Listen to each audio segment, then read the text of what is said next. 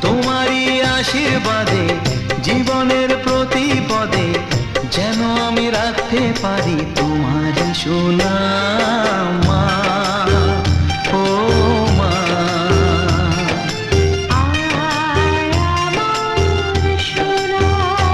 ও স্নেহের ছায়ায় ভালোবাসায় ঢেকে রাখে যে, অনেক জ্বালাশয় বুকে জড়িয়ে রাখে যে, তারই আঁচলে মুখ লুকিয়ে রেখে জীবন আমার কাটিয়ে দেব তোমায় দেখে মা।